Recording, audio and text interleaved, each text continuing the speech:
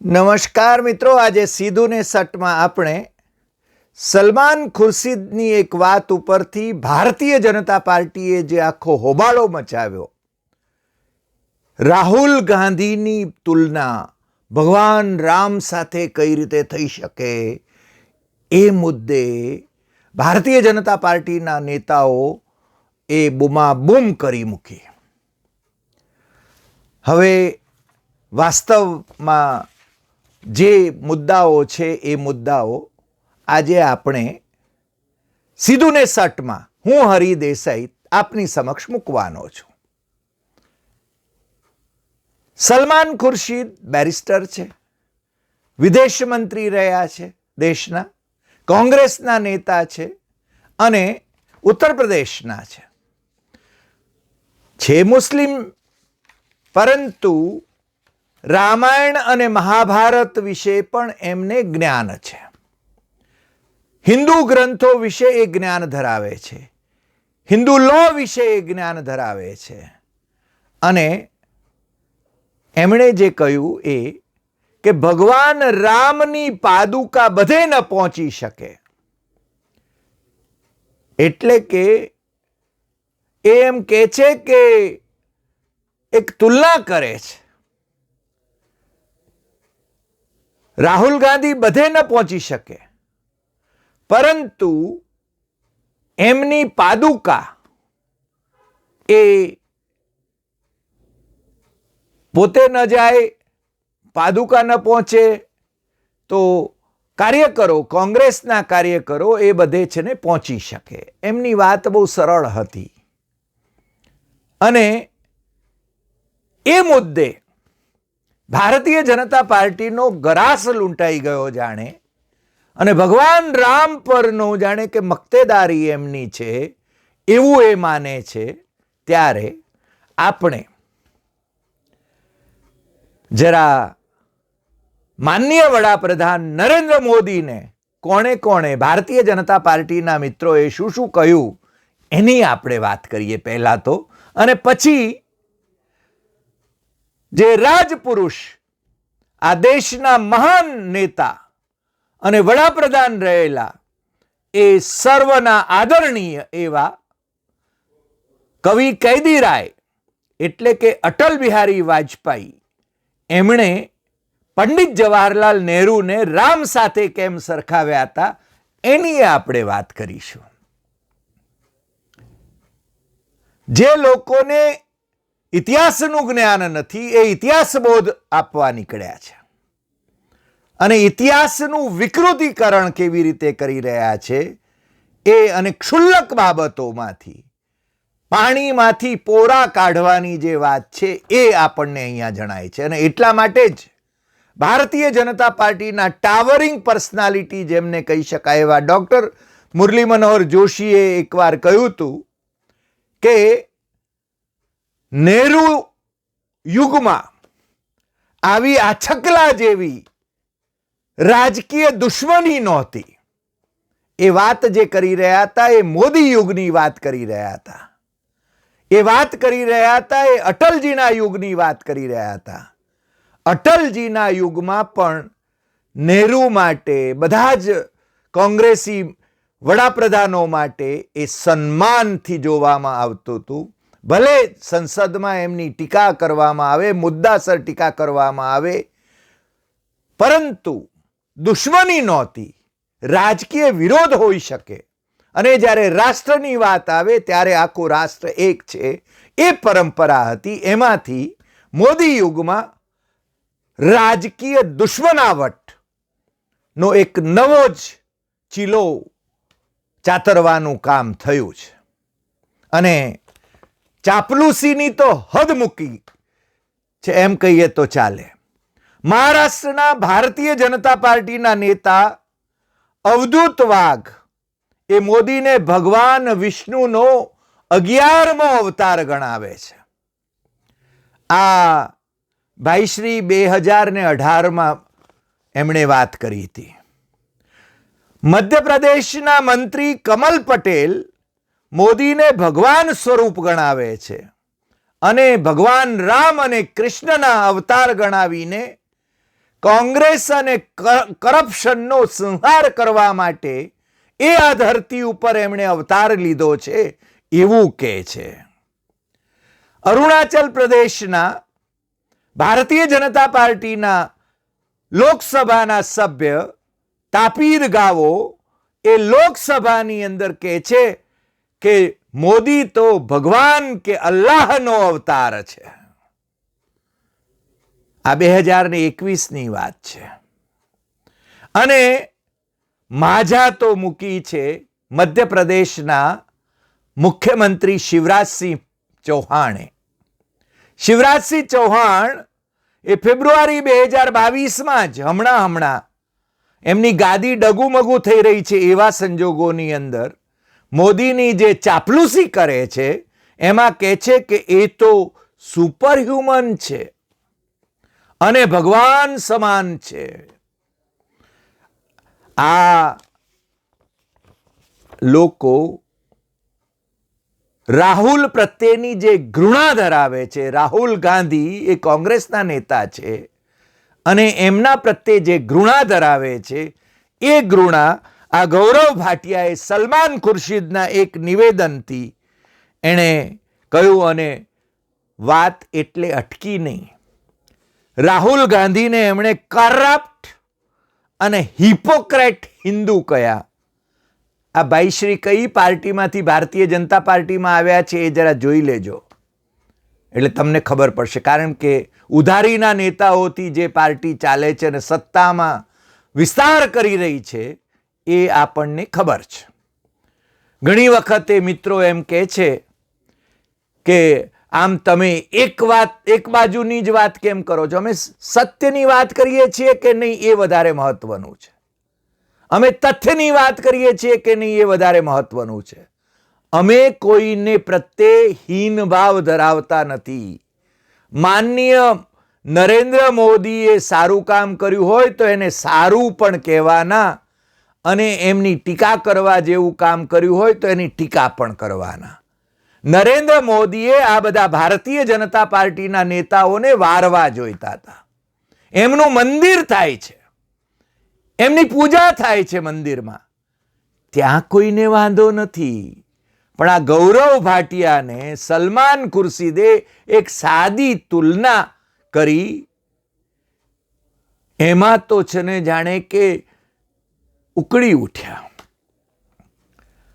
આજે કોંગ્રેસનો સ્થાપના દિવસ છે અને કોંગ્રેસનો સ્થાપના દિવસ એટલે ભારતીય જનતા પાર્ટીના અધૂરું જ્ઞાન ધરાવનારા, ઇતિહાસનું જ્ઞાન ધરાવનારા જે લોકો છે એમને ભાન ન હોય તો કહી દઉં. કારણ કે એને પેલા અંગ્રેજ અથવા આઈસીએસ અધિકારીએ કોંગ્રેસની સ્થાપના કરી એમ બિચારા કહે છે.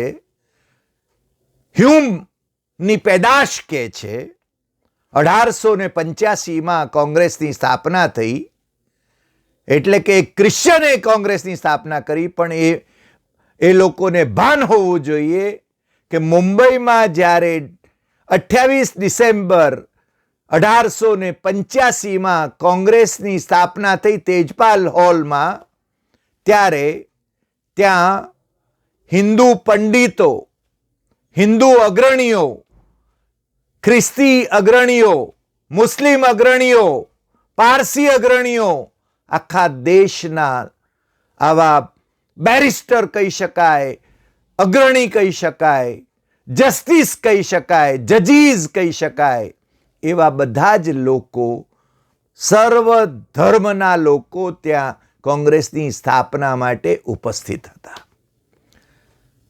અને જે લોકોને ઇતિહાસનું ભાન નથી એ લોકોએ, અને મને લાગે છે કે યુવા પેઢીએ ખાસ કરીને આ લોકો જે ભ્રમિત કરી રહ્યા છે એનાથી ભરમાવું ન હોય તો કોંગ્રેસના પ્રમુખોની યાદી જોઈ લેવી જોઈએ.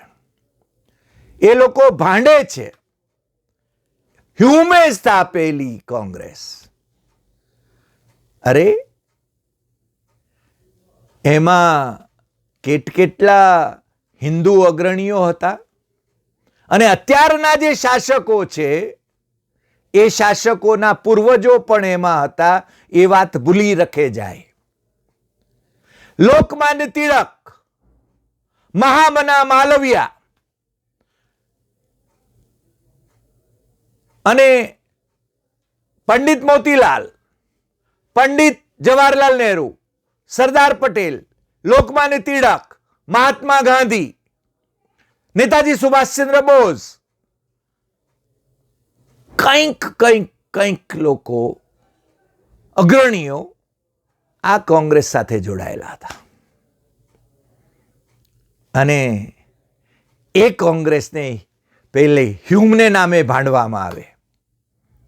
તમારા પૂર્વજો જે અત્યારના શાસકો છે એમના પૂર્વજો રાષ્ટ્રીય સ્વયંસેવક સંઘના સંસ્થાપક સરસંઘચાલક ડોક્ટર કેશવ બલિરામ હેડગેવાર, એમણે 1925માં આરએસએસની સ્થાપના કરી, પરંતુ એ જીવ્યા ત્યાં સુધી એટલે કે 1940 સુધી એ કોંગ્રેસના નાગપુરના નેતા હતા. ડોક્ટર શ્યામા પ્રસાદ મુખર્જી, જેની છબીઓ લગાડે છે વર્તમાન શાસકો, જનસંઘના સંસ્થાપક, એમણે 1929માં પોતાની રાજકીય કારકિર્દી કોંગ્રેસના બંગાળના ધારાસભ્ય તરીકે કરી હતી. જે યુવા પેઢીને ભ્રમિત કરવામાં આવે છે એણે આ અભ્યાસ કરવો જોઈએ. અને એટલા માટે જ આપણે સીધું ને સટ કરીએ છીએ. આપણે તથ્ય અને સત્યને રજૂ કરવા માટે આપણે આ એપિસોડ કરીએ છીએ. અને હું ઈચ્છું કે યુવા પેઢી આ સૌથી વધુ જુએ, સૌથી વધુ શેર કરે અને જે વોટ્સઅપ યુનિવર્સિટી જે ભ્રમ ફેલાવે છે એ ભ્રમ એમના દિમાગમાંથી નીકળી જાય. વાત જે પંડિત જવાહરલાલ નહેરુને હાલતા ચાલતા ગાળું દેવામાં આવે છે, જેણે આ દેશની લોકશાહીની મજબૂતાઈની સ્થાપના કરી, જે ગાંધી સરદાર ના અનન્ય સાથી હતા સ્વાતંત્ર્ય સંગ્રામમાં, એ પંડિત જવાહરલાલ નહેરુ એ જ્યારે 27 મે 1964ના રોજ વડાપ્રધાન હતા ત્યારે જ એમનું જ્યારે નિધન થયું, એના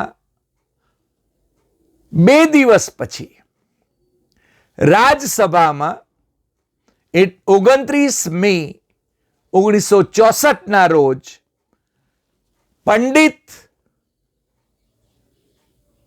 અટલ બિહારી વાજપેયીએ જનસંઘના નેતા તરીકે એમણે જે નહેરુને શ્રદ્ધાંજલિ અર્પી હતી, એ શ્રદ્ધાંજલિના શબ્દો હું આપની સામે રજૂ કરું છું. અને એમાં એમણે ભગવાન રામ સાથે પંડિત જવાહરલાલ નહેરુને સરખાવ્યા હતા.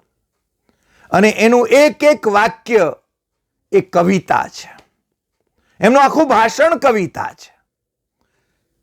અને તમને ખબર હશે કે 1957માં જ્યારે પહેલી વખત અટલ બિહારી વાજપેયી જનસંઘના જ્યારે માત્ર 4 જ સભ્યો હતા સંસદમાં, લોકસભામાં, અને એ ચૂંટાઈને આવ્યા હતા, એ વખતથી પંડિત જવાહરલાલ નહેરુ એ વાજપેયીની જે ભાષણ કરવાની જે ઢબ હતી, એમની જે વિષયને મૂકવાની જે આવડત હતી, અને એ વખતથી એ વિદેશી મહેમાનોને પણ જ્યારે મળાવતા હતા એમને, અને એમને કહેતા હતા કે આ યુવાન ભવિષ્યનો વડાપ્રધાન છે. એના પછી દાયકાઓ પછી અટલ બિહારી વાજપેયી વડાપ્રધાન બન્યા. એકવાર નહીં, 3 વાર એ વડાપ્રધાન બન્યા. અને આજે તમામ રાજકીય પક્ષો માટે એ બહુ જ આદરણીય છે.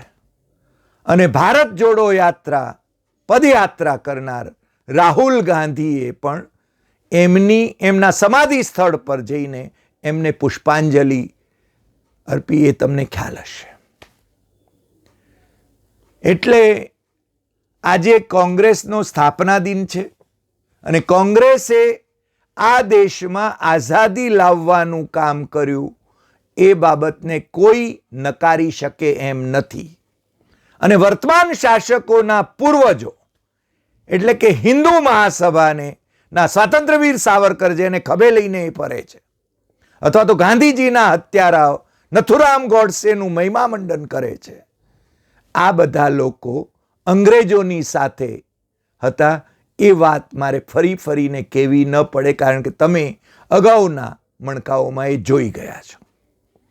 પણ અટલજીની આ જે શ્રદ્ધાંજલિ છે એના થોડાક અંશ હું આપની સમક્ષ વાંચી સંભળાવું છું. અને આ વખતે ગૃહમાં નેતા કોણ હતા રાજ્યસભાની અંદર? તો જસ્ટિસ MC ચાગલા હતા. અને જસ્ટિસ MC ચાગલાએ જવાહરલાલ નહેરુ યુનિવર્સિટીની સ્થાપના કરી, તમને ખ્યાલ હોય તો. અને જસ્ટિસ ચાગલા એટલે ગુજરાતી, જે જવાહરલાલ નહેરુ યુનિવર્સિટીને ખતમ કરવાની ઝુંબેશ ચલાવવામાં આવે છે, કારણ કે નહેરુનું એને નામ આપવામાં આવ્યું છે. નહેરુ પોતે એનું નામ એને ન આપવામાં આવે એવું ચાગલાને વારંવાર કહી રહ્યા હતા. ચાગલાએ રોઝીસ ઇન ડિસેમ્બર જે એમની આત્મકથા છે એમાં નોંધ્યું છે. અને નહેરુનો એવો આગ્રહ હતો કે એને રાયસીના યુનિવર્સિટી નામ આપવામાં આવે, પરંતુ નહેરુના અવસાન પછી ચાગલાના આગ્રહને કારણે ઇન્દિરા ગાંધીની સંમતિથી ચાગલાએ JNU નામ આપ્યું. અને JNU વિશ્વ પ્રસિદ્ધ યુનિવર્સિટી છે, જેને ખતમ કરવાની કોશિશ ચાલી રહી છે. એ પણ એક ગુજરાતીએ સ્થાપેલી યુનિવર્સિટી છે, એ તમારે જાણવું જોઈએ. આ રાજ્યસભાની અંદર જ્યારે નહેરુને અંજલિ આપવામાં આવી, ત્યારે એ જ વખતે રાજ્યસભામાં સરદાર પટેલના પુત્ર વલ્લભભાઈ પટેલના પુત્ર ડાયાભાઈ પટેલે પણ ભાવભીની અંજલિ આપી છે પોતાના કાકાશ્રીને, એટલે કે નહેરુને. જેમણે વાંચવી હોય એ રાજ્યસભાના રેકોર્ડમાંથી એ વાંચી શકે છે. પરંતુ આજે આપણે પંડિત જવાહરલાલ નહેરુને પંડિત વાજપેયીએ જે અંજલિ આપી છે, અને જેમાં એમણે કહ્યું છે, એમને રામ સાથે સરખાવ્યા છે, એ આ જે લોકો માત્ર રામની પાદુકાની વાત સામે વાંધો લે છે, એ લોકોને માટે આ એક નમૂનો છે. આવા તો અનેક અંશ આપણે જે દરિયાવદિલી જે ધરાવતા હતા એ આપણને મળી શકે. પરંતુ પંડિત વાજપેયીએ જે કહ્યું એ ભાષણ કંઈક આવું હતું: एक सपना था जो अधूरा रह गया, एक गीत था जो गूंगा हो गया, एक लौ थी जो अनंत में विलीन हो गई. सपना था एक ऐसे संसार का जो भय और भूख से रहित होगा. गीत था एक ऐसे महाकाव्य का जिसमें गीता की गुंज थी और गुलाब की गंध थी.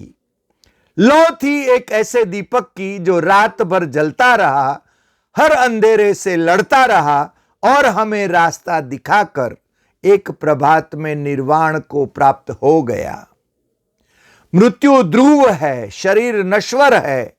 कल कंचन की जिस काया को हम चंदन की चिता पर चढ़ा कर आए, उसका नाश निश्चित था. लेकिन क्या ये जरूरी था कि मौत इतनी चोरी छिपे आती? जब संगी साथी सोए पड़े थे, जब पहरेदार बेखबर थे, हमारे जीवन की एक अमूल्य निधि लूट गई. भारत माता आज शोक मग्ना है, उसका सबसे बड़ा लाडला राजकुमार खो गया. मानवता आज खिन्न मना है, उसका पुजारी सो गया. शांति आज अशांत है, उसका रक्षक चला गया. दलितों का सहारा छूट गया, जन जन की आंख का तारा टूट गया. यवनी का पात हो गया, विश्व के रंगमंच का प्रमुख अभिनेता अपना अंतिम अभिनय दिखाकर अंतर ध्यान हो गया. अब सुनिए, अटल जी कहते हैं, महर्षि वाल्मीकि ने रामायण में भगवान राम के संबंध में कहा है कि वे असंभवों के समन्वय थे। पंडित जी यानी नेहरू, पंडित जी के जीवन में महाकवि के उसी कथन की एक झलक दिखाई देती है। वह शांति के पुजारी किंतु क्रांति के अग्रदूत थे। वे अहिंसा के उपासक थे किंतु स्वाधीनता और सम्मान की रक्षा के लिए हर हथियार से लड़ने के हिमायती थे। वे व्यक्तिगत स्वाधीनता के समर्थक थे किंतु आर्थिक समानता लाने के लिए प्रतिबद्ध थे। उन्होंने समझौता करने में किसी से भय नहीं खाया किंतु किसी से भयभीत होकर समझौता नहीं किया। पाकिस्तान और चीन के प्रति उनकी नीति इसी अद्भुत सम्मिश्रण की प्रतीक थी।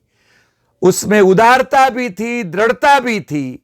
यह दुर्भाग्य है कि इस उदारता को दुर्बलता समझा गया, जबकि कुछ लोगों ने उनकी दृढ़ता को हठवादिता समझा।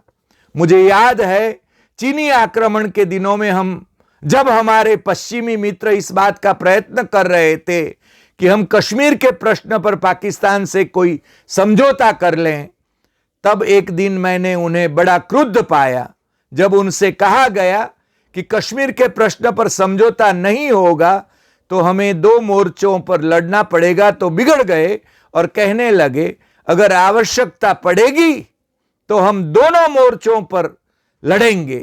किसी दबाव में आकर वे बातचीत के खिलाफ थे।